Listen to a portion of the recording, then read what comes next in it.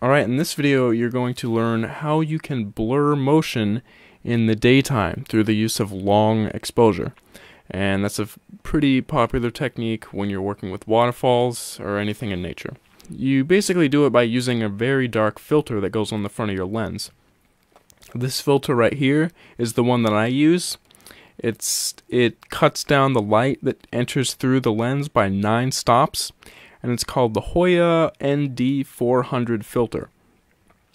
You can see that when I put it up the softbox, it is still very, very dark. You cannot see through it.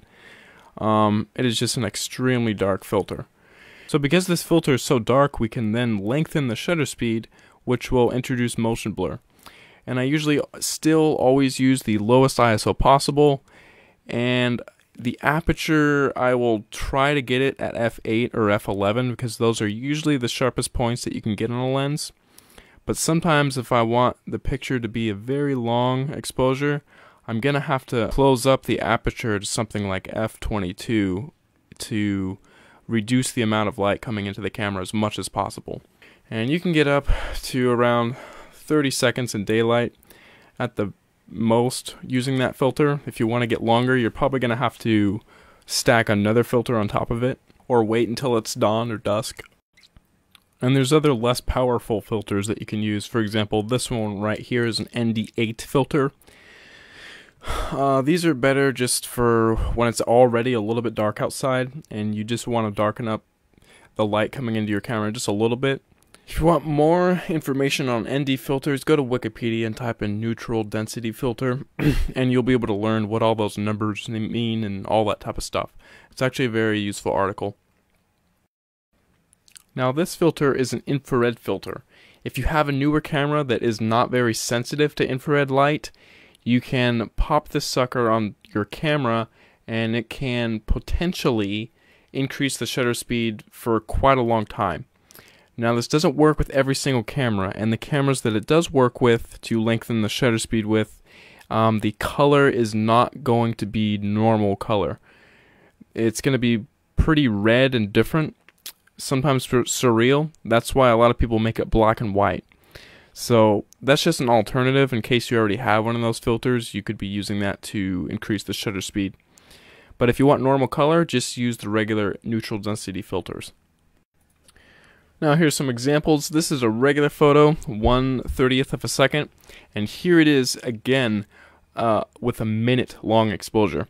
And you can see that the sky is blurred above on the top there, and the water is also blurred. It looks completely smooth. This also works good with wheat fields. Here's just some wheat I took a picture of, and here's another one that I took for 30 seconds using the ND400 filter. This picture is just another example of what you can do using very long shutter speeds with water moving in and out of the rocks.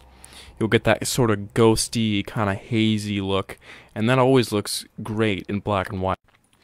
Now this photo right here is not necessarily a very long 30-second exposure or anything like that, but it is pretty interesting.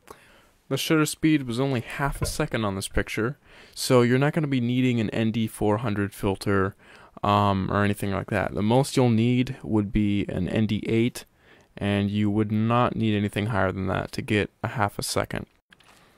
And it doesn't have to even be a half a second. It could be a tenth of a second. I've seen results of people taking pictures just like this using a tenth of a second, and it still looks fantastic. And now with this picture, the photographer actually used an ND400 and an ND8. He just combined those to get even a longer shutter speed that lasted probably several minutes. Another example, completely white void of sea. Here's one where I took a picture of a waterfall using the infrared filter. It's about 30 seconds long, but the trees did blur, and it was just only slightly windy, but because the shutter speed was so long at 30 seconds, the camera had no choice but to render that out blurry. But there is something that you can do if you want to still render the water blurry, but render the trees clear. You can use a shutter speed of 1 second to 5 seconds, and that will produce pretty much the exact same result if you were to take a 15-second or long exposure, based upon this chart here. One other useful tip when you're photographing waterfalls is that it's best to do it on an overcast day or when the sun is not directly hitting the water. Because when the sun is directly hitting the water, that causes very bright highlights to appear, and it's very harsh and very unflattering when you look at it.